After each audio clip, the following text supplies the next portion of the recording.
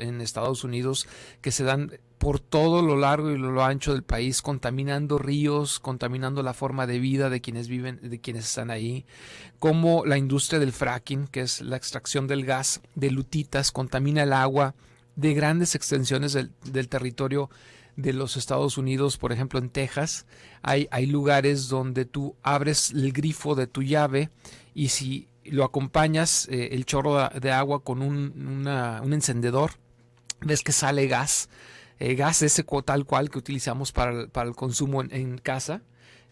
Y sale agua con una flama, y esa flama no se apaga, o sea, no es nada más un flamazo y listo. Donde existen ese tipo de afectaciones a los habitantes de esos lugares y realmente no hay poder humano que pueda hacer cambiar las empresas, sus formas, sus prácticas. Vemos que a final de cuentas existe y sigue existiendo una lucha de clases, una lucha de razas. Y aquí la cuestión es de que han sido años en realidad de una crisis política. Luego llegamos a este momento donde se hacen las campañas, o más bien, sí, las campañas primero en cada uno de los dos grandes partidos. Se hacen campañas para ver quién nos va a representar. En uno de ellos, de una forma bastante sorpresiva, este señor Donald Trump, y en ese momento, más allá de cualquier análisis, porque que yo no lo hice en realidad, porque sí estoy muy al pendiente de estas situaciones, él logra ganarle a los viejos, a la vieja clase política del Partido Republicano, donde nadie le hace siquiera sombra, con declaraciones muy incendiarias, muy poco comunes en lo que alguien pueda considerar un político. Digo, y a final de cuentas creo que el señor no es político. Pero ojo con ese punto de que no es político. Resulta de que por el otro lado en el Partido Demócrata se vislumbran dos grandes competidores, que fue la señora Clinton, Hillary Clinton, y por otro lado el señor Bernie Sanders. Este señor Bernie Sanders representaba en realidad lo que el pueblo más liberal, lo que el pueblo aún conservador, y eso es un punto muy importante, deseaba escuchar de un político. Curiosamente, Bernie Sanders no cambió su discurso al paso de los años. O sea, Bernie Sanders se escuchaba como alguien auténtico, alguien real, porque ese ha sido su discurso en toda su vida política. O sea, no decía algo antes y luego cambió nada más a efecto de ganar votos, que eso también es algo común de los políticos, y entonces aquí se distinguía el señor Sanders precisamente porque era una persona auténtica, buscando, y lo ha demostrado durante muchos años, buscando la mejoría del pueblo americano, poniéndosele al brinco a los grandes consorcios, a Wall Street, que a final de cuentas llevó una crisis tremenda al país, donde los habitantes tuvieron que sacar adelante el país. Luego por ahí enfrentándose a las grandes industrias farmacéuticas, donde a veces pensamos que todo lo que hay en nuestro país es malo, y resulta que en algunas cosas estamos mucho mejor que allá. Por ejemplo, algunos tratamientos, por decirte algo, para la diabetes, aquí son tratamientos económicos, y en Estados Unidos son tratamientos de $900, o tratamientos para cosas más graves, enfermedades crónicas más graves, donde se cruzan los americanos a la frontera de Canadá y pagan $90 por el medicamento, y acá son miles de dólares lo que cuesta un tratamiento, o decenas de miles de dólares. Entonces Bernie Sanders se enfrentaba a estas grandes consorcios o conglomerados, y resultó que de una forma nada clara, la señora Clinton fue quien resultó electa por el Partido Demócrata. Y vamos a seguir con la reflexión. Les digo que es una reflexión bastante larga, pero nos vamos a tener que ir a un pequeño corte comercial. Les recuerdo los teléfonos en cabina: 31 22 11 90 y 36 47 18 83. Igual WhatsApp 331 019 0712. Nos vamos a una pequeña pausa y regresamos en unos instantes.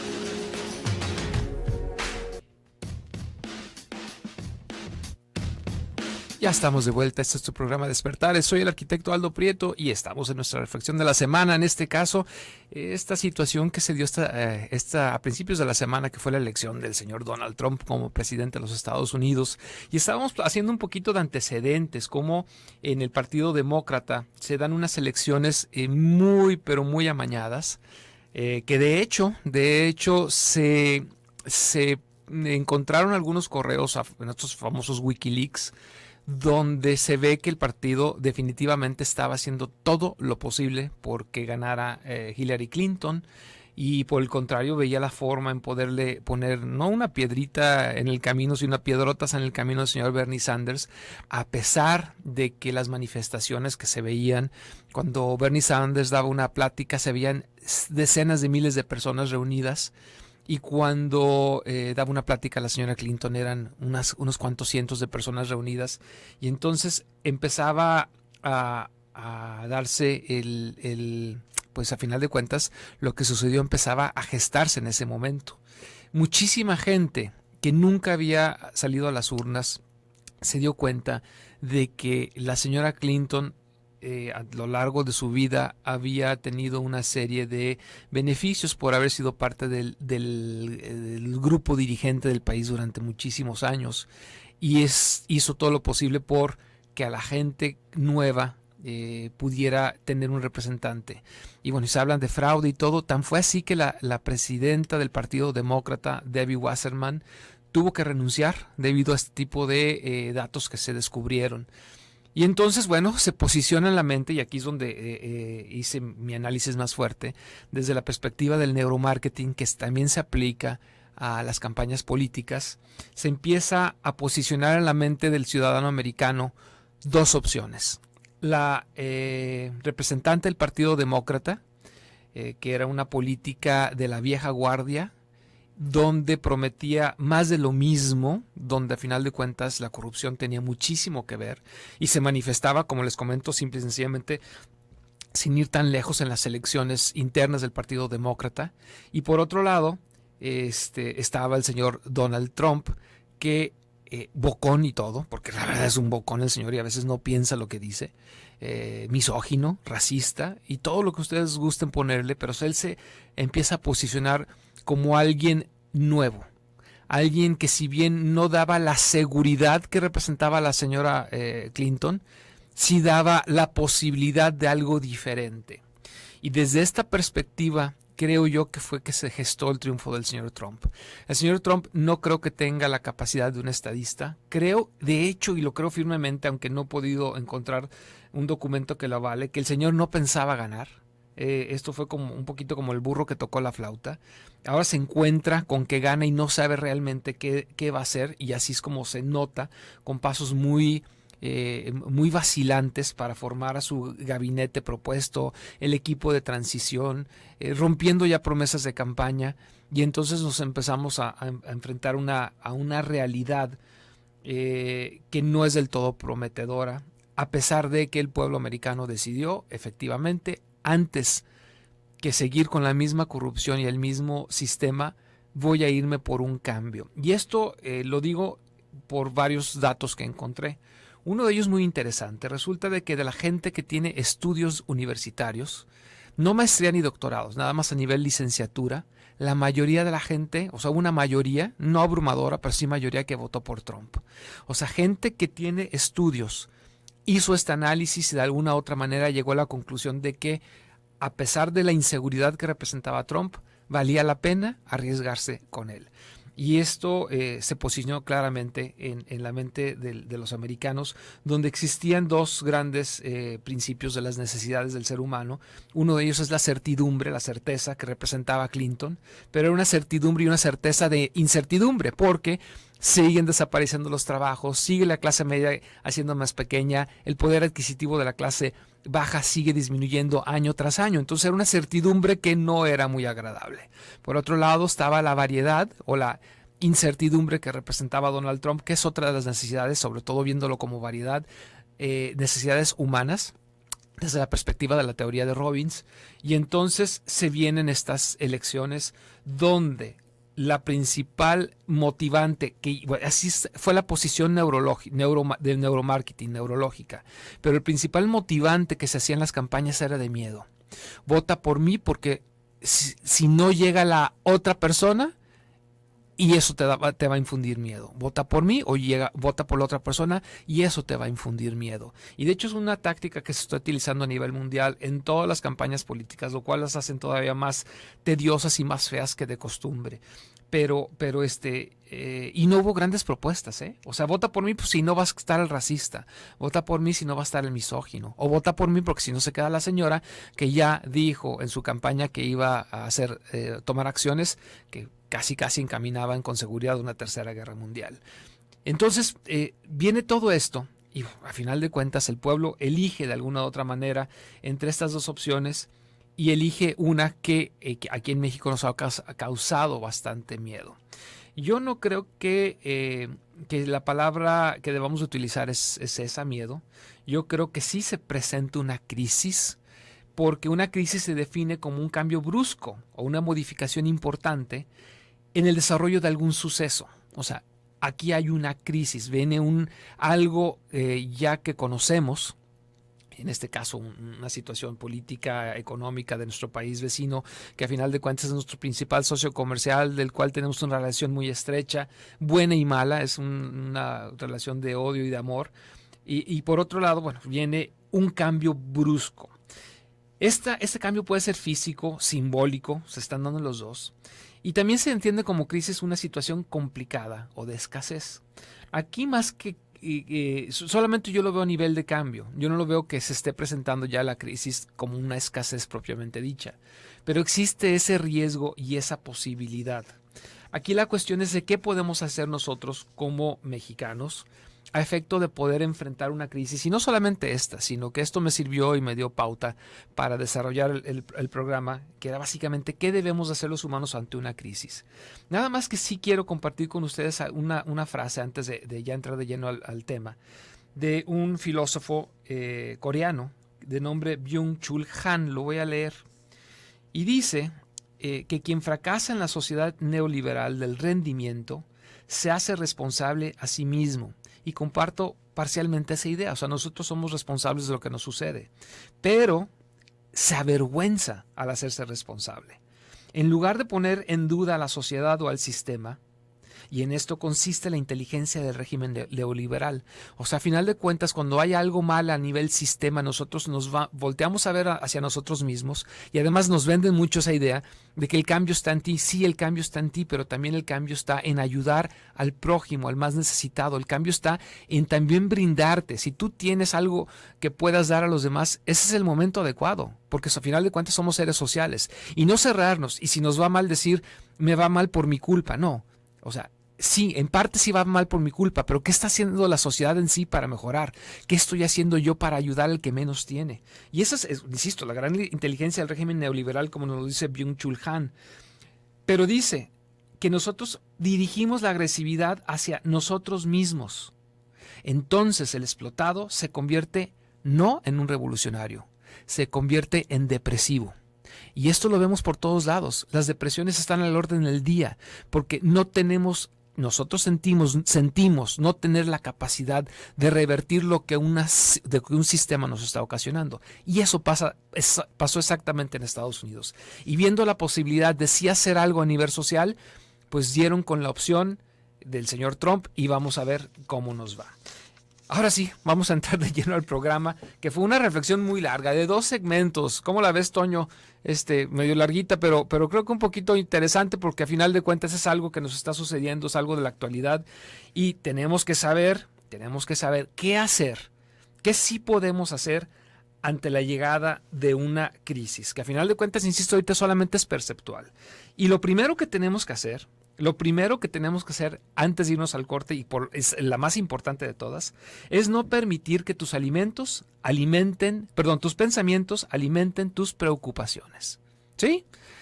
Si tú ya estás predispuesto a que la elección de este señor nos va a ocasionar una crisis, ¿qué crees? Lo más probable es que sí ocasione una crisis.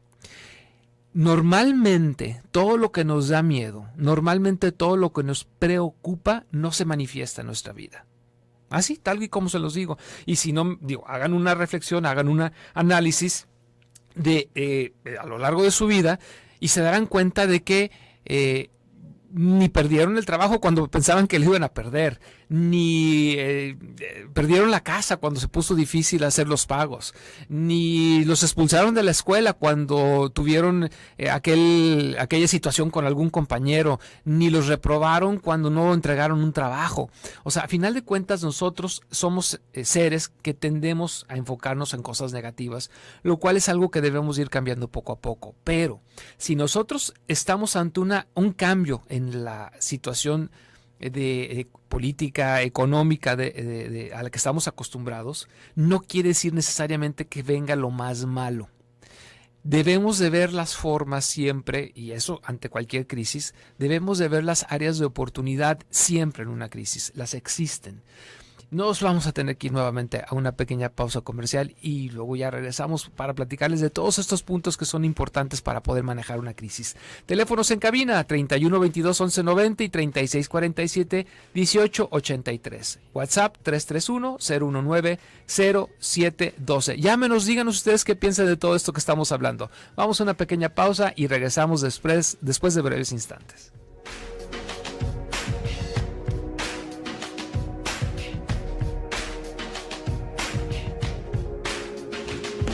Si quieres consultar a Aldo Prieto, coach de vida y empresarial, comunícate al 3647-0903 y síguelo en Facebook como Reingeniería Neural.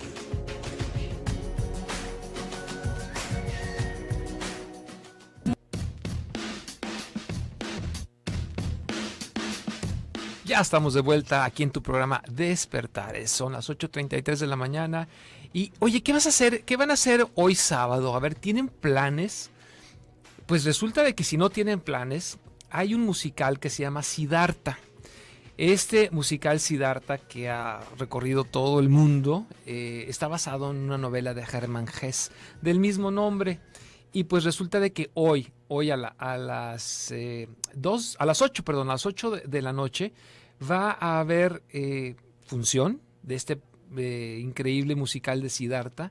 Parece ser que la mayoría son ¿cómo se dice? Actores mexicanos, a excepción del personaje principal.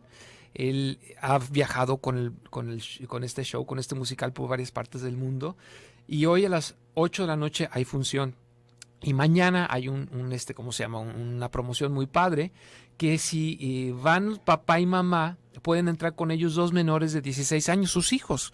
O sea, que puede ser un evento familiar muy padre. Es a la 1 de la tarde, a las 13 horas del día de mañana. Siddhartha, esta novela de Hermann Hesse, habla precisamente de la vida de Siddhartha Gautama, del que posteriormente se llegó a conocer como el Buda. Habla de cómo, siendo un hijo de un rey, tiene una búsqueda no por la felicidad. En realidad él buscaba más bien cómo erradicar el dolor y el sufrimiento entre la gente de su reino. Y fueron años y años de búsqueda, y se habla, dice la historia, que bajo un árbol fue donde encontró el nirvana, ese momento de iluminación total. Pues bueno, esa novela que escribió Hermann Hesse, que está basada en la vida real de Siddhartha Gautama, se va a estar presentando hoy y mañana en palco. Así es que si no tienen otro plan, vale la pena. Créanme que sus niños van a salir muy emocionados, y ustedes también, sobre la vida de Siddhartha y qué es lo que sucede en este musical, que vale muchísimo la pena.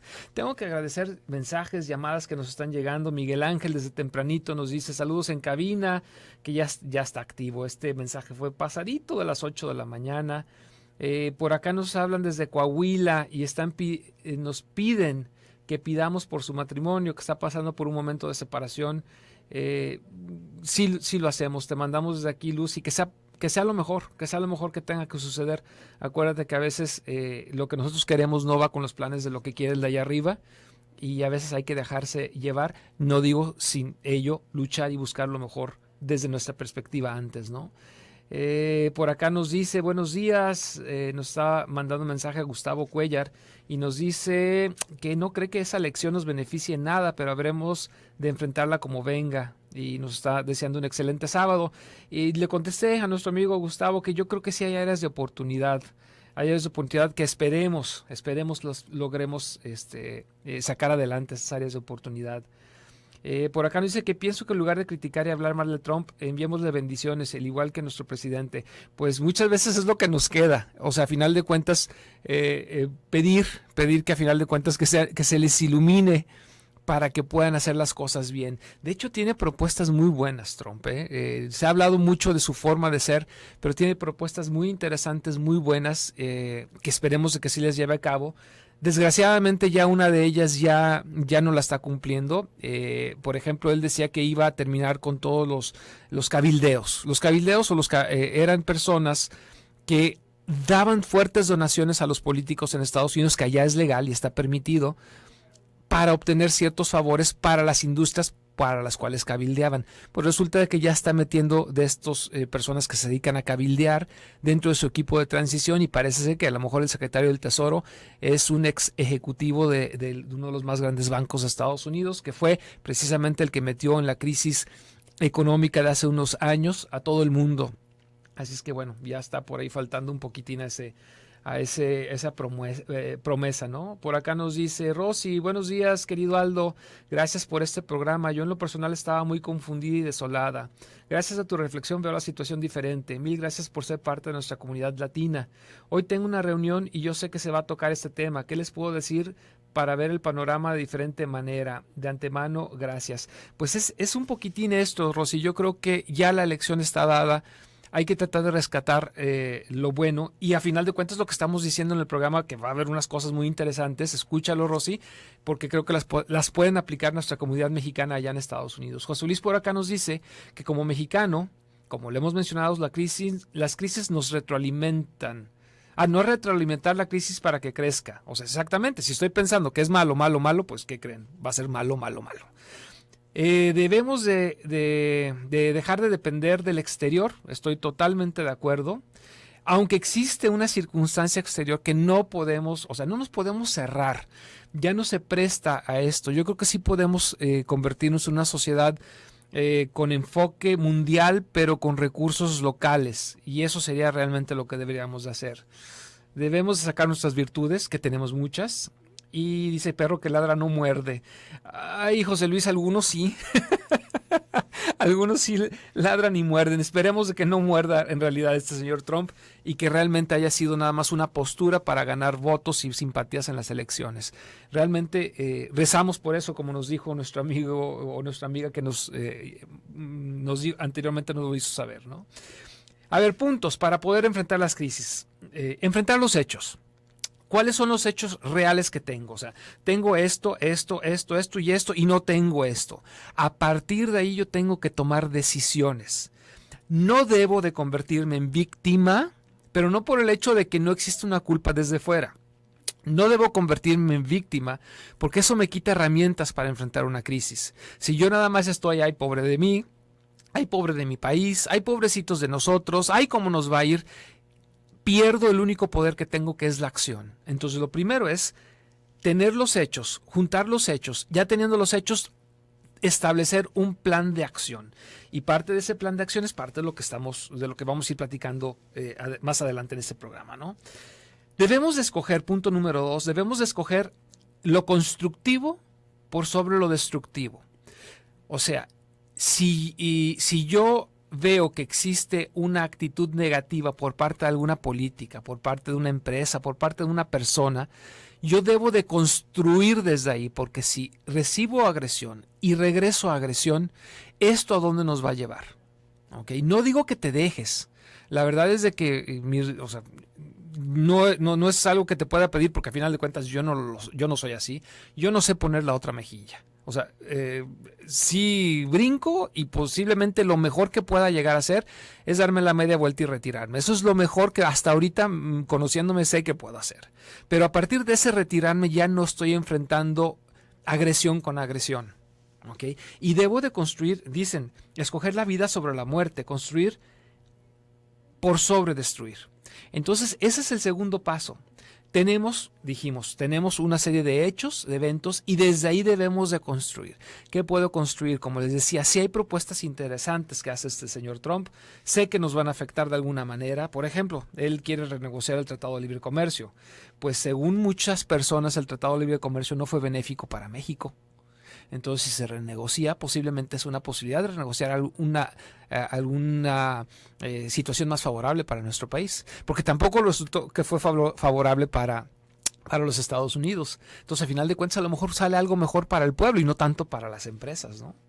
Analiza la situación, paso 3, analiza la situación e identifica cuál es el proceso de adaptación que te debes de seguir. Sí va a haber un proceso de adaptación. No digo que no. ¿Por qué? Porque las cosas simple y sencillamente ya no son iguales a como las habíamos venido viviendo. Nuestros amigos allá en Estados Unidos, que tengo también, me están mandando un mensaje y me están diciendo de que sí se está transmitiendo el programa en vivo allá en Austin. Me encantaría que me lo pudieran confirmar, pero me dice nuestra amiga Minerva que se está transmitiendo en vivo, y esto pues creo que me da muchísimo gusto, porque además les sirve mucho a la comunidad americana que está allá, mexicana que está allá en Estados Unidos, no asustarse tanto, sino tomar lo mejor de lo que viene, bueno o malo. Entonces debemos de identificar que vamos a sufrir un proceso de adaptación. Esto se da en todas las crisis, llámese una crisis de relaciones, una crisis del trabajo, una crisis de la familia. Hay un proceso de adaptación. ¿Estamos dispuestos a llevar a cabo ese proceso de adaptación o definitivamente estamos cerrados a llevar ese proceso de adaptación? Normalmente las circunstancias de la vida nos obligan, y más vale que le demos buena cara a ese mal tiempo para que podamos ser proactivos y no reactivos. ¿A qué me refiero con esto? Si yo ya voy sabiendo desde ahorita que tengo que tener un proceso de adaptación, me puedo adaptar más fácilmente y canalizando mis acciones, canalizando mis recursos a un resultado deseado. Si yo nada más me convierto en una persona reactiva, o sea, solamente reacciono ante las circunstancias que se me presentan, ¿qué va a pasar? Va a pasar que voy a estar apagando fuegos y realmente no voy a encaminarme hacia donde yo deseo encaminarme. Ese es el paso 3, o sea, adaptarme. El paso número 4, busca ayuda. Y no quería irme al corte sin decir este punto, que es muy importante. Por ejemplo, a Rosy, que nos escribió hace un momento, yo creo que eso es muy importante. Hagan grupo, amigos. Nuestros amigos que están en Estados Unidos, que nos escuchan, tienen que fortalecer su comunidad. Y no me refiero que se conviertan en una comunidad meramente de latinos, ¿ok? O meramente de mexicanos, porque luego también tenemos el error cuando nos vamos a Estados Unidos de que nos damos cuenta por allá que existen a veces rencillas, ciertos conflictos entre la comunidad salvadoreña y la comunidad mexicana. Digo, por amor de Dios, somos hermanos con diferente acento, eso es todo. Pero, o sea, distinguir, por ejemplo, hay gente que me va a decir que sí puede, pero es muy difícil distinguir a un hermano salvadoreño, un hermano nicaragüense de un mexicano, y menos si es del sureste. O sea, es realmente imposible. Un guatemaltecos y la gente de Chiapas son idénticos. Y entonces existen este tipo de rencillas. Hay que hacer comunidad definitivamente. Nos vamos a un corte, regresamos en breves instantes.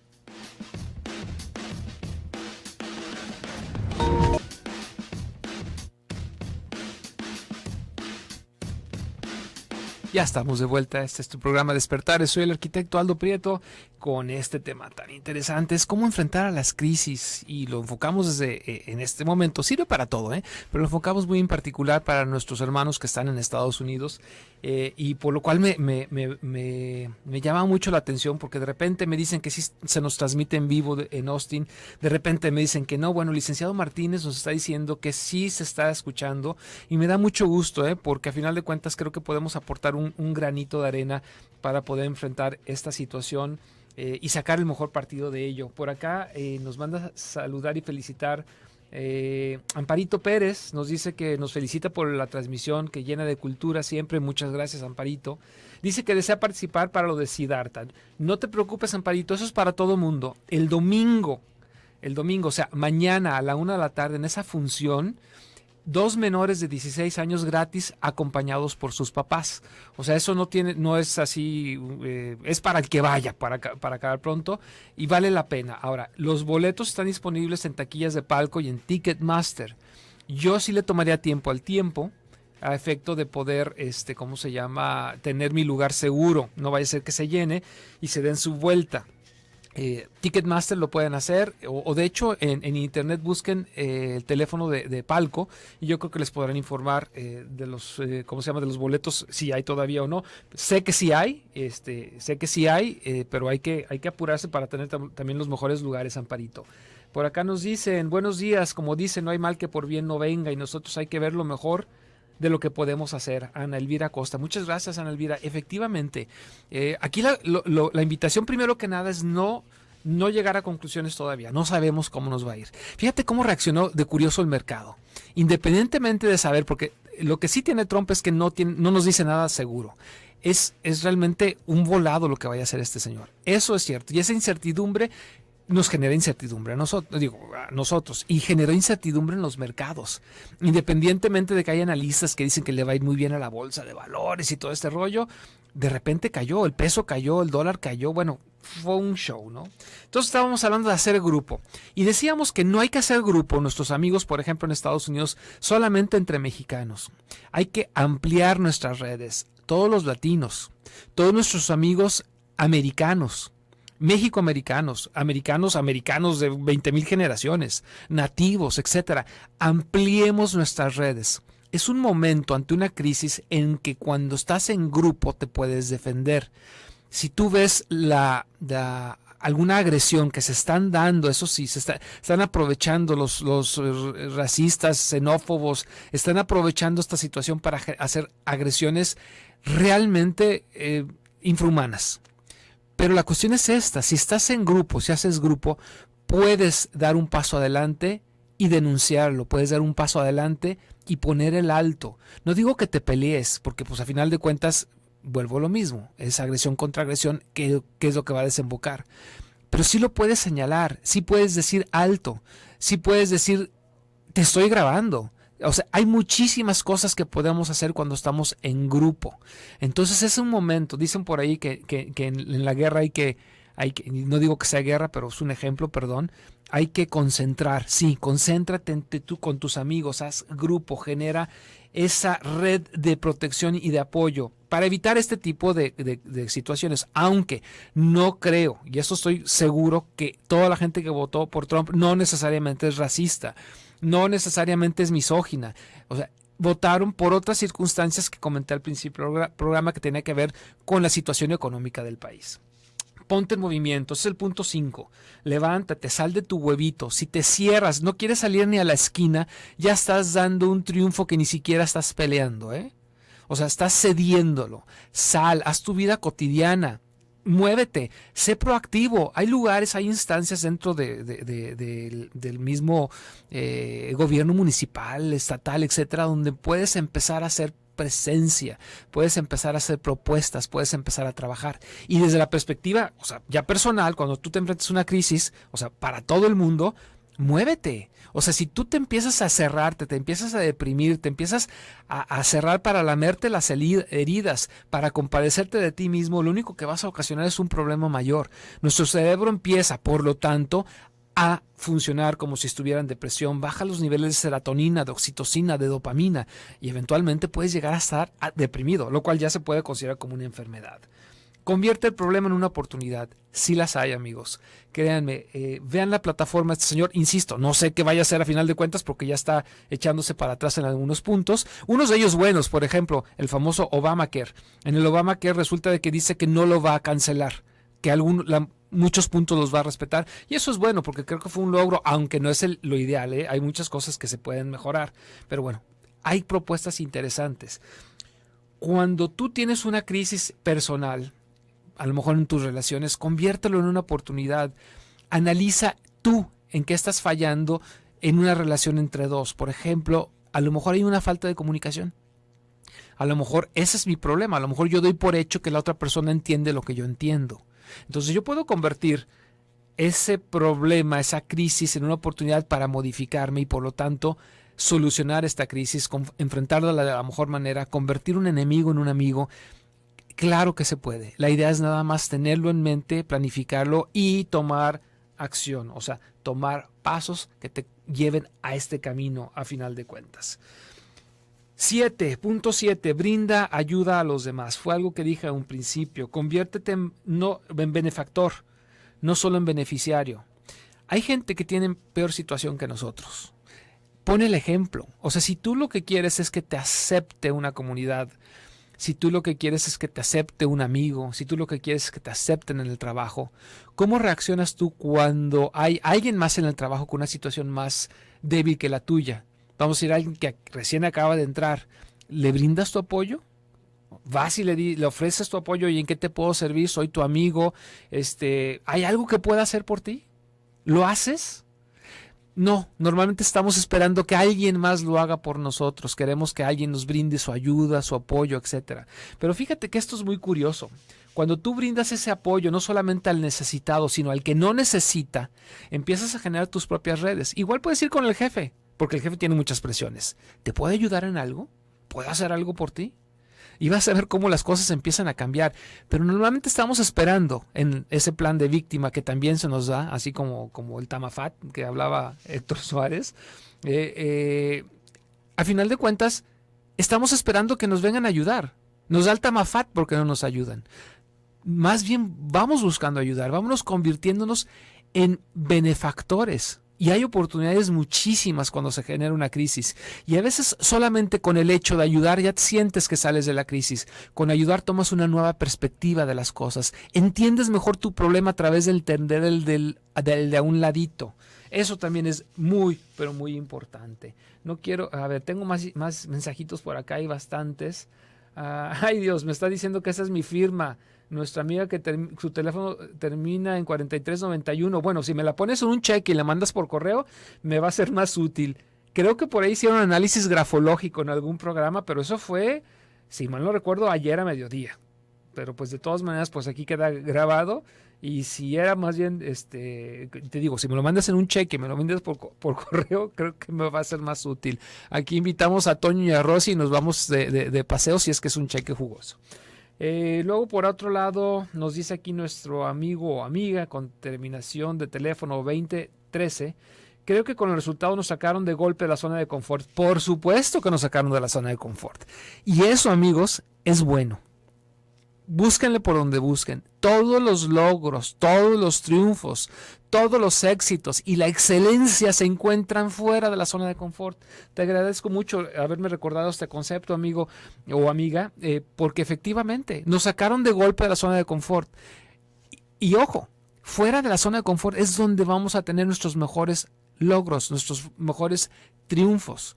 Esperemos que las cosas no se vengan así tan feas, porque sería una zona de confort así como que muy traumática, pero aún así debemos de buscar en esta zona de oportunidad, se llama la que está fuera de la zona de confort. En la zona de oportunidad vamos buscando esas oportunidades, vamos a ver qué vamos a hacer, vamos a ver cómo vamos a trascender la crisis de la mejor forma posible. Y el último punto es ser proactivo.